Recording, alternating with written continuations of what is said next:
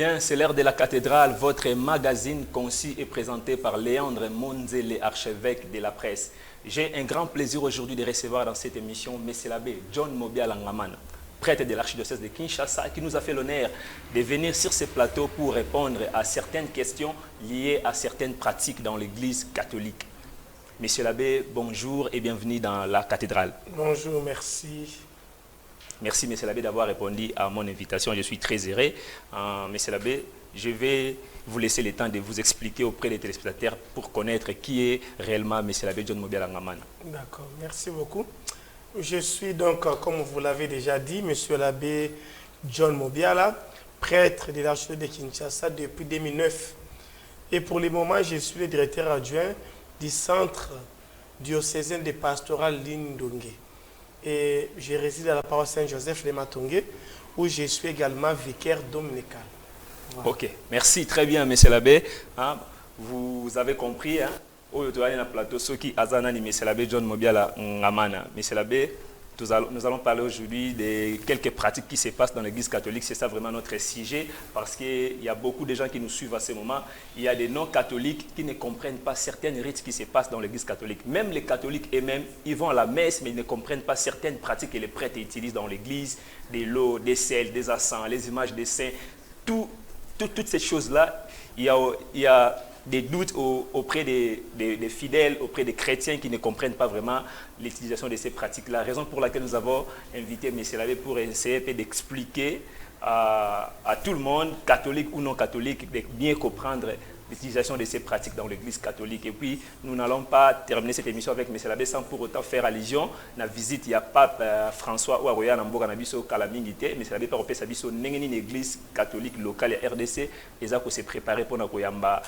Ça, c'était le Saint-Père Pape François. Donc voilà, en quelques lignes, Nenge émission Nabiso Golekana, Abbé John Mobiala Ngamana. M. l'abbé, Namonio l'a dit déjà, il y a une émission Nabiso Goleka pour Banda vraiment la ligne qui expliquer Banda Nabiso. Une question de curiosité. Explique-nous un peu en quelques lignes le parcours d'un prêtre. Je vais m'expliquer. De la maison au sacerdoce. Est-ce que parcours est fabriqué, tout fait, ordonné. Est-ce que pendant quelques mois, séminaire, on va bomber quelques mois pour bimisier, commissaire sango, to ba repesi ba livre tangi si malongo ba commissaire sango to parcours raisonné pour tout le monde sango pena telemi. Ça se passe comment? De la maison au sacerdoce. Vous expliquez ce parcours un peu aspirant. Pour n'être que la vocation à la plaie, mais parcours est légal pour me comme sango. Merci beaucoup. C'est un lingala en français. D'accord. Avant donc le système de séminaire avec Charles Borromée, on disait qu'on devenait prêtre au pied des curés. C'est-à-dire qu'il n'y avait pas encore de séminaire. Comme les sacristains accompagnaient les prêtres qui célébraient la messe. Et ils voyaient, ils apprenaient. Quand l'évêque était de passage, il était présenté pour qu'il soit ordonné. Mais depuis qu'il y a le système de séminaire, je vais parler de mon cas. Car il s'agit, vous savez, il y a des prêtres qu'on appelle diocésains ou séculiers et des prêtres réguliers. Par rapport aux prêtres réguliers aussi, ou bien les missionnaires, les religieux, chaque congrégation a sa façon d'organiser la formation. Mais pour nous, les diocésains de Kinshasa, alors moi personnellement, j'ai passé 10 ans de formation.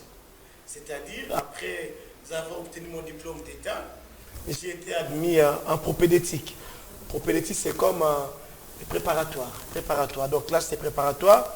Propédétique cardinal Joseph Albert Maloula à Veme, où j'ai passé 2 ans. Après, je suis passé au grand séminaire de philosophie. Des fois, vous entendez parler de philosophie. Donc, philosophie, pendant 3 ans, Saint-André Carbois. C'est dans l'ouest ici, c'est juste en face, quartier Jamais Kitambo. Et après, j'ai été admis. Alors, à Kinshasa, à l'époque, il y avait 2 théologas pour préparer dans la théologie. Il y avait ce qu'on appelle les théologas classiques, où donc on y allait pour passer 4 ans de formation juste théologique, pour après, peut-être, pourquoi pas, entamer les études profanes après l'ordination. Il y avait un autre théologat, le premier théologat dont j'ai parlé, classique, c'est Jean 23, non loin d'ici aussi en Galima, à côté de l'INBTP. L'autre théologat, c'était Jean-Paul Ier à Rigini. C'était Jean-Paul Ier à Rigini. C'était comme un internat, on résidait là. et on fréquentait actuellement l'université catholique du Congo. C'était avant les facultés catholiques. Et là, en fait, on était préparés à être des théologiens, À la fin de la formation, on était licenciés en théologie. Alors, mon cas, à la fin de cette deuxième licence en théologie, en 2008, j'ai été ordonné diacre.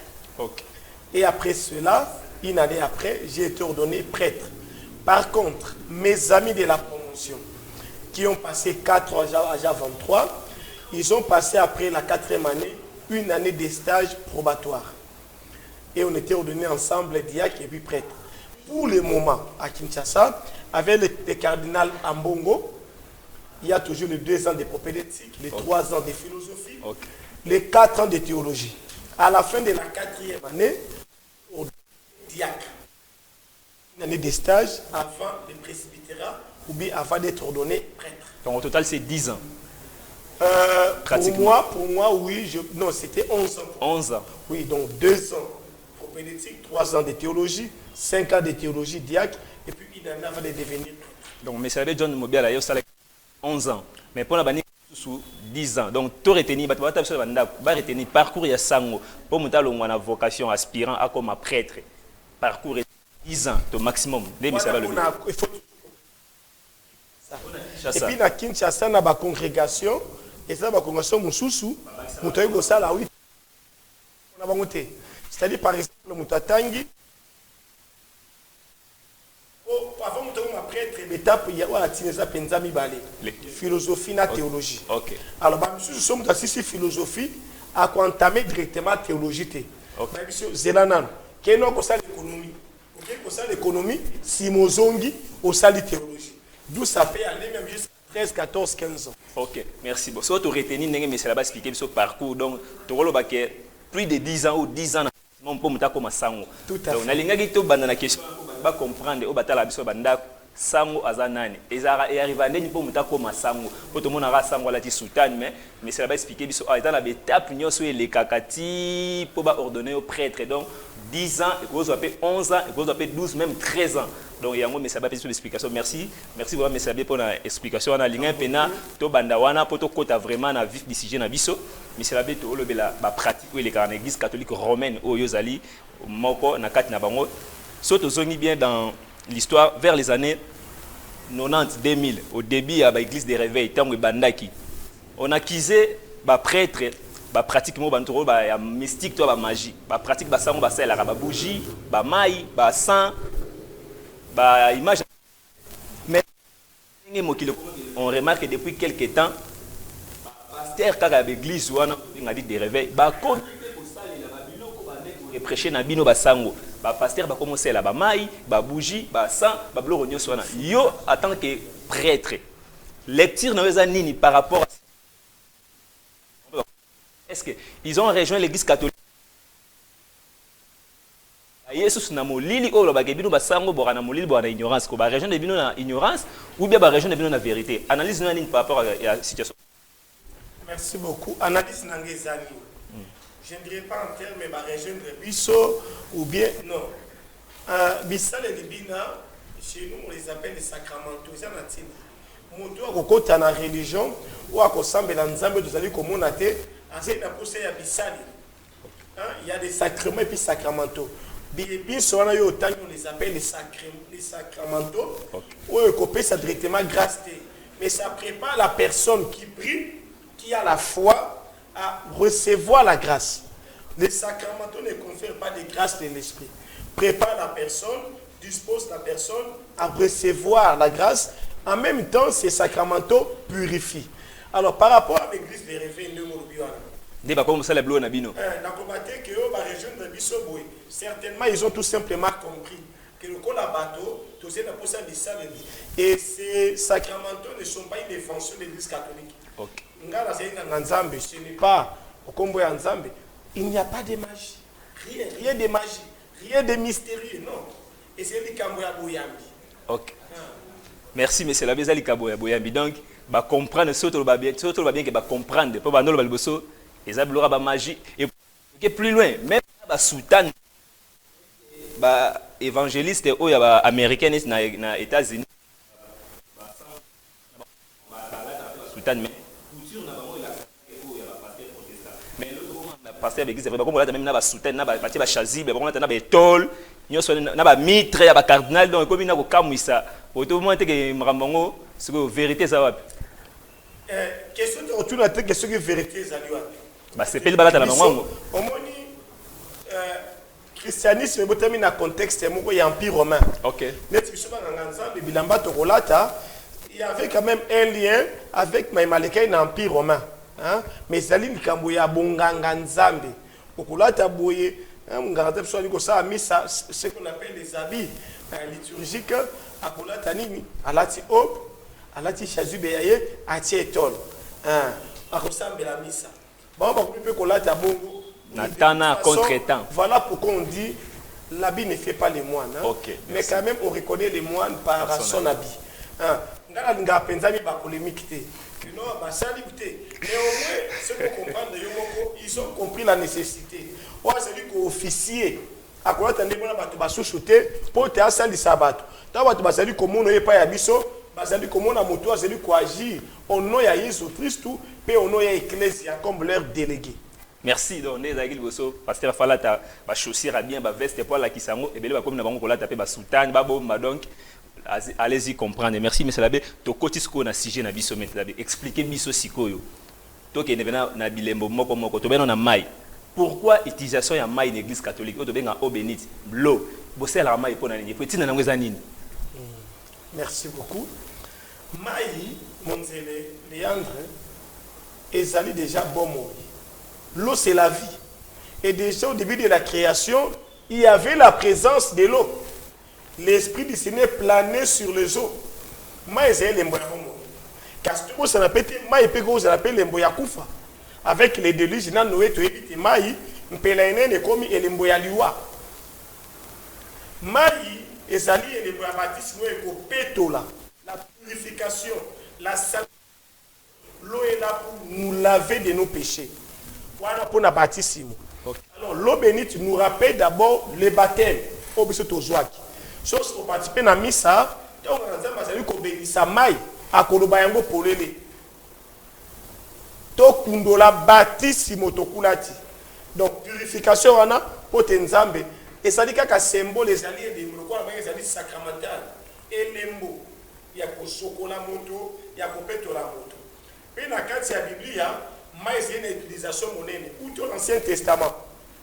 Tu veux te même dans Israël, bakokati sambu et bakokati samai la traversée c'est une atinérée. Mais peut conseiller ça plutôt traverser pour passer de l'autre côté. Mais l'eau bénite c'est une potion magique était. Que ce moto ameli ango, ce moto assez nango boye sans boyambi et que ça non. Pour que l'eau bénite puisse agir, il faut que moto assez conseille nango zanani na boyambi. Quand on utilise avec foi, l'eau bénite est très efficace. Les démons ont peur de cette eau. Pe l'eau ana boto benisi, moto banyakeli mai ba benemi, biloko oyo banyakeli mai ba benemi, tope ndako bisika banyakeli mai ba benemi, c'est protégé. Ko bongo protection ya Nzambe. Nzambe akobatela, Nzambe akosunga.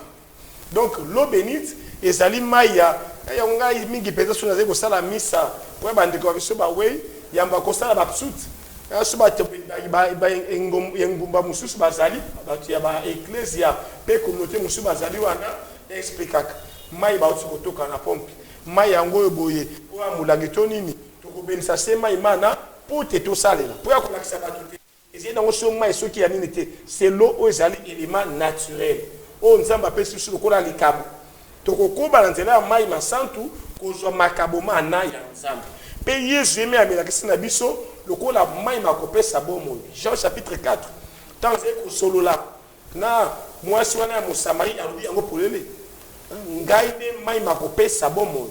Donc mai ya batisimo plutôt mai mabenemi ekoselse tokundula mai ya batisimo kasi tokundula pe Yesu oyo azali mai makopesa bomoi. Merci.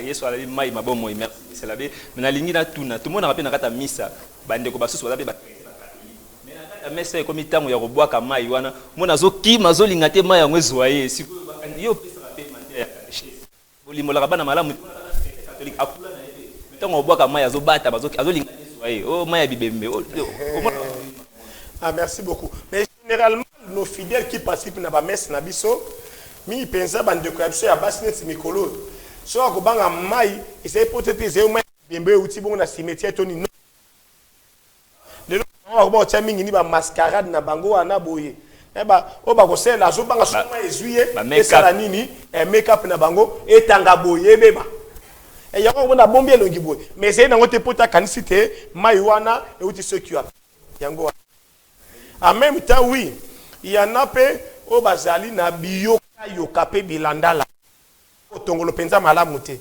ya lokolo bia ba batu balobi yali soki film so ya nani alobi boye ani nani bia asengesa ya solo yango na biso musana na biso ko catéchiser ko latisa polele pe ba mona kanami mai to ko binsa yango wana ni muso ya poti ela to kundula ba bougie pour une église catholique bosser là tout le monde a ba bougie partout ba bougie importance dans les arani na quatre églises. Merci beaucoup.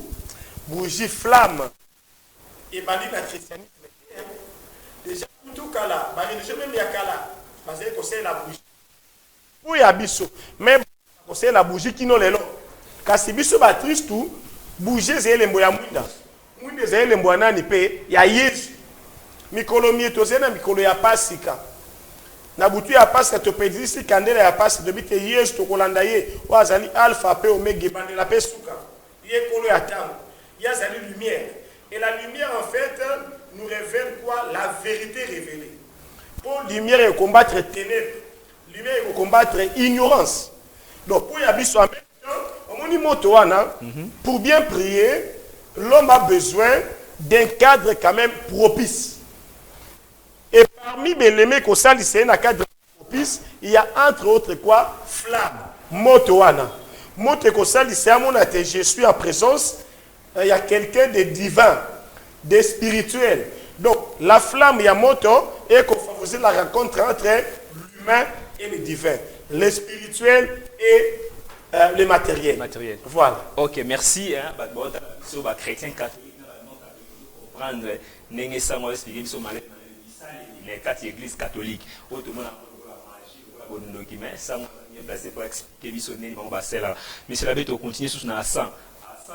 Et ils ont poussé ceux qui battent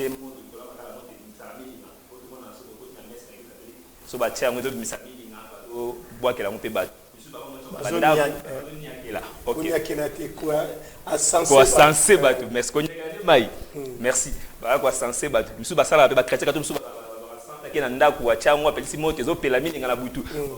Expliquer biso à 100 wana importance dans nos nini et puis signification dans nos nini na quatre église na bisale catholique. Merci beaucoup. Même pour l'encens, on sait bandi na ba Christ te. Mingi pensa kuna bo na Orient, bandi kuna biso ba sai kuna mingi na Chine na Inde boye. Ou tout kala 2000 ans même avant Jésus-Christ. Et puis assez fait que se répandre après, se doter les paroles de la dans le judaïsme. On va aussi la paix ensemble. Toujours attaquer ça comme souvent sur la livre ya Tobi. Tango moi na Tobi akei kobala plutôt moi oui akei kobala Sarah moi na Rabouem akei na Anzelu Raphaël ya memini amemi ensemble. Donc ba kosambe na batumbi ensemble lo sambo na bango sa nini e matana milinga wana pe kimisi Asmodée moi je vais kotumbisa azé kogoma mibali sambo Sarah baraki. Okay. Alors, Nabonde Kobwasika, Yesu comme Yuda, a eu déjà importance en son. Kamalas, voilà, a qui pour aller au Sam. Le quoi tu habites toujours, cadre moko propice pour la favoriser rencontre quand il y a un Zambé na bisobatu. Yemoko Yesu quand il est né, Babunzeli Makambo, Masato, de Mabunza Masato. Il y avait la myrrhe, aux quoi parfum, il y avait de l'or et de l'encens. Les trois mages. On a connu ça immortalité ya yi moto wana boise moto ya nzambe pe biso ba Kristu ensemble ko sela moto les ali eko utaka wa ya nzete. OK, oh za nzete? Oui, c'est uta na nzete. Nzete ni boy. Et pas une histoire qui ne pas un dossier équateur kuna ba yebi ba nzeto ba ko jwa kone yango boye ba ko sala ensemble. Comment te no mona ko comme di banga wana. Kuta partir kuna bi ba ye nango nde ba ko tuta to ba ko sala boye po te to jwa ensemble wana. Ensemble ezali bondokité. Ensemble ezali bondokité. Mais comme vous le savez toujours, tout excès nuit. Pour absolument tous les catholiques côté. Le quoi il n'y a pas seulement les catholiques qui utilisent l'encens.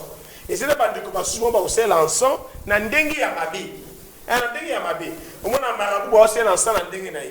Kasum ce que ça là, c'est pour favoriser la prière, pour que le Seigneur puisse agréer nos prières. Le quoi la fumée wana boy encens et sali komata et payayi. Mais balobara mais c'est la bémi linga on a payé à 100 et qui me sera mis mabe ya solo. Le quoi le biwana aussi dans le plus ça ndaki ça non avec Sarah dans babalani nuit de noces batumbi ensemble et qui me oui, c'est très efficace. Moment ça libina bin soin comme la bien zali ba sacramento, ceux qui nous tazen na boyambité a comment le la comédie, a comment le la magie. Pour te bisa libina bin son, bisa la peine et fait na bon moina yo, yon de causer ko sela yango, o sengeli ko za boyambi. S'il n'y a pas de foi, c'est la pure comédie, c'est la comédie. Le cola fétiche moko boye, le cola tisi, le cola boye, te zali magité. Et c'est ça très important ne samwa lobi na ba pratique nyonso wana ba Christ ba salara to ba sango ba salara ceux qui boya mbezalité foi ezalité en vain. Donc merci beaucoup pour la précision mais c'est la bête des malades to oui d'onction. Monsieur ba mo benga ngoso yango te komine na makambu pela na Kinshasa la Congo donc les bégis nyonso komi huile wana ba komi côté quand même na kata bégis fo somba huile wana ba pakola place zo kapasi ba pakola place est-ce que tu as dans l'histoire bandaka ko c'est la ngominga malade mais le l'autre vague comme donc pas ça non bino ne bo la église catholique et ça différent ndé ba la ngona église mususuto et c'est les arabes moko. Merci beaucoup.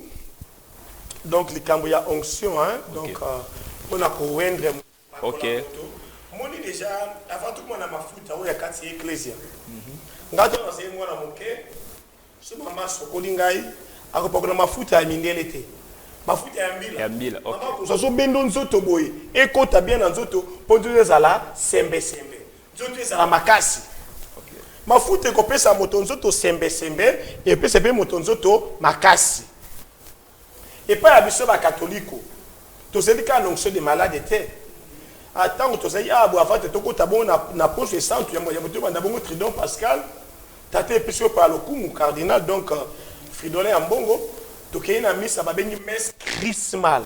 OK mo chrismal tu na crème pour parmi les huiles saintes et ça misa to say na 5 crème mo wana chrismal tu na crème voilà. OK alors chrismal il y a aussi le mot triste un peu derrière ça parce que le mot triste c'est dit kolbani les ouin et le kolba o ba pakoli ba foot. OK il y a moto mais pas ya biso ba Christ mi pesa ba catholico na bonde ko bwakala nzambe yeme ta ba se ko pona ba konzi lokola David akotinda prophète pa kola mafuta ta ba se ko pona ba prophète ba ko jape onction ta ba se ko banganga nzambe bo pe ba ko joindre c'est vrai l'imposition de main mais ba ko no nini mafuta to ce que pas ya biso ba catholique mafuta ma etoko sai là to c'est mafuta masado.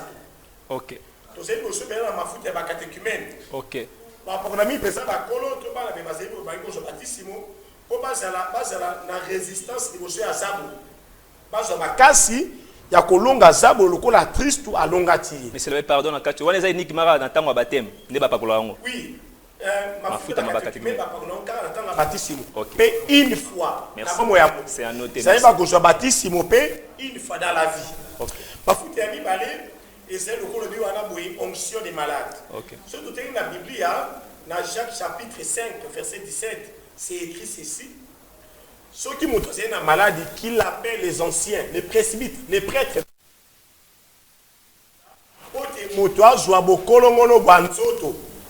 Alors là derrière, il faudrait faire attention. Les malades comme les huiles saintes, surtout, et c'est qui ont obligé de monter dans bisoté. Nous demandons toujours au Seigneur, ceux qui ont lingi, obi qui sa moto. Alors, question là derrière, il y a continué bongo 5e. Il y en a qui disent que ceux qui ont onction des malades, à Okufa. À Okufa, oui. Ce n'est pas ça. À 2 reprises, ils ont eu l'onction des malades. Et l'église aujourd'hui recommande ceci. Mingi Pesa, le 11 février, tant au Sambe la Notre-Dame de Lourdes. Bakosa la missa, pe batu ya bokono ba bazali wana na mingi Pesa les personnes âgées à 3e âge, bakoti ya bango mafuta ya bakoni. Et ça mafuta ya bakoni 2, 3, 4, 5, 6, même 10 fois. Mais bazali. Et ça dit mafuta ya liwate. C'est vrai. Bakopesi yango pe na communion ya mbase yango via.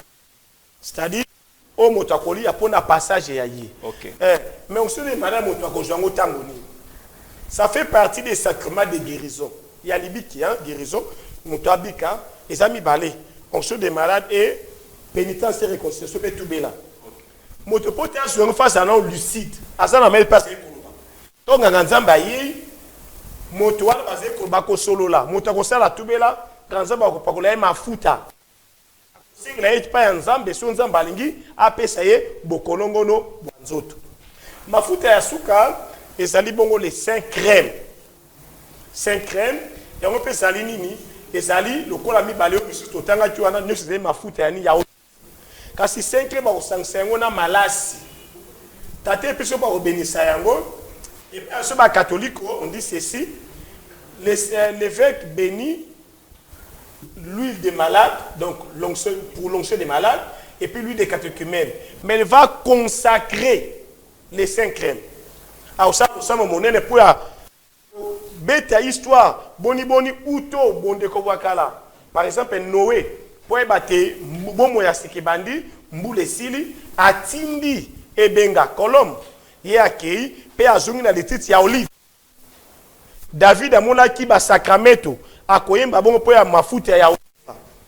Ma tosel ya mafuta ya olive kasi ba usense ko la biona na malasi po ya ni 5 crèmes bakosela yango mingi te bobelese na basakramento misato na baptisimo na confirmation pe na bunganga nzambe. Les 3 sacrements là sont appelés des sacrements à caractère indélébile, c'est-à-dire qui ne s'effacent pas, c'est-à-dire aussi qu'on peut y recevoir une fois dans la vie. Motakula ka baptisimo balami balete, confirmation balami balete, bunganga nzambe pe balami balete, c'est une fois dans la vie. Donc en gros le malade qui citait, ezali pe magité, boyambi, toujours dans la foi. Moto o bakopakolaye, sakola boyambi boye, akobenga nzambe tata, tokosenga na tata wana kanisa mwana waye, pe soti alingi, azongusela ye, bokasi na nzoto. Merci, monsieur. Parce que vous avez clair, mais loba, tout le monde a Christ, nous sommes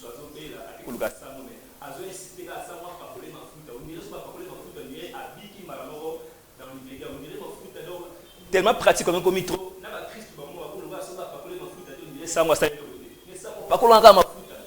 Est-ce que yolobi ceux qui font exacté à ta péché au tonon ba foot année ça et l'autre parce que habitude au ba Christ ba comment même ba batika to ba continuer bon merci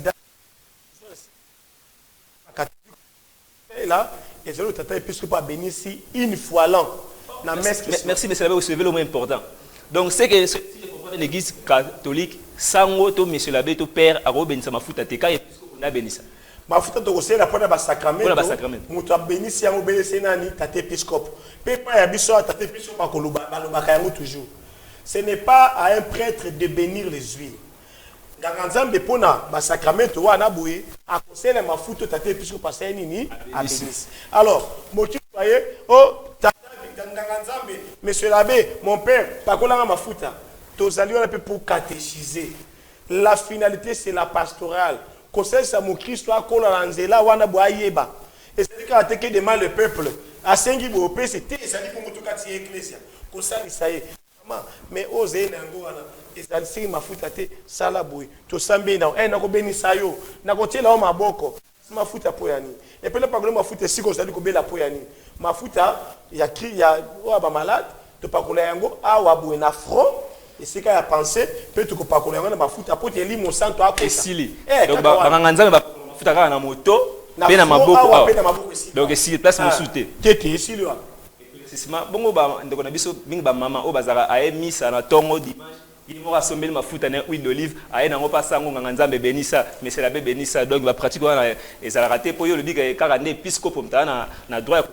Oui, ce hôtel n'a pas beaucoup il y a nzambe pédia hôtel pe na beaucoup en français sur l'appel livre de bénédiction.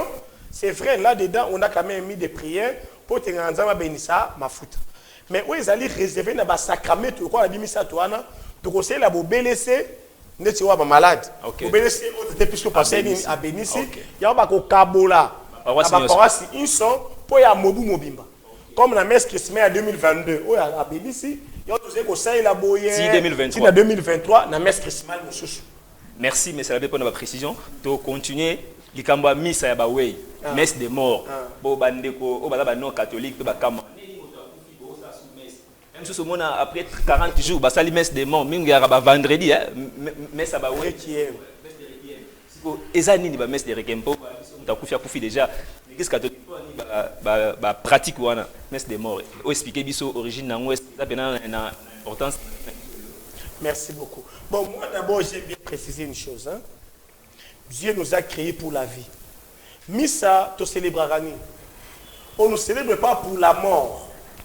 On ne célèbre pas pour les défunts. On ne célèbre pas dans la mort, pour les défunts, dit pour les défunts, c'est vrai. Mais nous célébrons quoi? Au baron va professeur qui la résurrection de la chair et la vie éternelle. Chaque messe, tu vas célébrer la vie. Bon, moi, il me dit que je bandi sika. Car cela ne tienne. Les mots requiem renvoient au mot latin qui dit en français quoi? Repos. Repos, ok. Tant que tu as confié sur la catholique au côté, ok, c'est la jambe de fête le bagani. Que ton âme repose. Monsieur Zalini, ndekona ça pe mananini na boboto na kimia. So ndekona pe boboto na kimia, mutoko pe se boboto wana zeina. Kimia c'est Nzambe. Pourquoi pas prier pour lui? Pourquoi pas prier pour elle? Ya wana biso toko sambela po ya bandeko ba biso. Pour la mort n'a pas le dernier mot dans la relation na biso. De quoi tiki biso mais baba c'est pas catholique ba ça la misa te oblige ba 40 jours ba ça la ngo poyani. Ah ba kena cimetière pour kolonde pratika biso ba kenda poyani. C'est un nom pour chez nous c'est vrai. Il y a la foi qui nous permet de célébrer mais il y a aussi l'amour. L'amour est plus fort que la mort. OK. Et puis tout la Bible hein. Les chrétiens ne sont pas les premiers à penser à un culte pour leurs frères et sœurs trépassés ou défunts. Tout le temps, beaucoup toujours à Tobi ou Anna. Tu comprends? Si Tobi même a été récompensé pour papa Naïe à Zéna Moussa, Mouné à Zéna Moussa. Bah oui, d'abord, il y a des tombas. Bah, Kolonga a signé, il peut pas couper. Tant que tu as un bango boye, moi, je vais avoir millette. Comme bah gris-gris, moi qui se m'a qu'au joie. Ah, tu mets ta match, tu es au monde à Moutou boye. Au jour, après, Kanga, ceux qui singao. Et bon, tu vas essayer nango, na ba poche. Bayuda. Tu vas moni yango boye. Balobité. Pour ya bandeko baye, to collecter mbongo. Non? To tina na Jérusalem. Pour te ba sambe culte pour na bango, pour te nzambe alimbisa bango. Voilà. Donc nous, quand nous prions, nous célébrons au nom de notre foi, mais aussi au nom de la foi. Au bas de la professeur qui à la résurrection de la chair et à la vie éternelle. Tout au sein de Nzambe. Tout au sambela. Pour te nzamba yo kamawa. Tout au sambela. Pour te moli mon moyen, mon paiement. Merci pour la précision. Messe des morts et à la raté tout sambela né. Mana kimia ndenge mesela ba witi kolo mesala to ke malé biso na linga ki expliquer biso ndenge nini église locale ya RDC eza ko se préparer pour arriver à Saint-Père le pape François pour yo za mboka na biso kala mingité église locale ya RDC ndenge la neni pour na koyamba mon santu papa. Merci beaucoup. Avant non comme na mutuno asuka avant to chité boye le kolobi hein préciser faut za la passer pour la messe requiem. OK. To ko sambela pour la vie de nos frères. Pour te nzamba pesa bango bo pemi pour te nzamba limbisa bango pe apesa bango bo moi bois. Voilà pourquoi nous prions. Alors merci. Par rapport à Boye Pape, c'est vrai je ne suis pas le porte-parole officiel de la Senko hein. C'est la Senko qui organise tout. Mais ils sont déjà ba Christ tous allés comme l'engeli. Un programme ezali officiellement ba kopesa yango mais il y a des commissions au niveau il y a centre interdiocésain et c'est capi. Donc, siège, il y a Senko, il y a conférence des évêques, il y a Mboka Yabiso, il y a travailler des connivences Nabiso, il y a Kinshasa Mingi PP, dans le centre de pastoral Lindongé. Entre autres, avec la commission des jeunes, la commission des jeunes. Donc, nous sommes très mobilisés, parce que bon, le pape qui vient, il n'est pas seulement le chef de l'Église catholique universelle, il est aussi le chef de l'État, qui est l'État Vatican, il est président. Donc, pourquoi c'est le président? La visite est à la fois aussi officielle. Ce président Mokoya, certainement, il y a aussi le gouvernement central.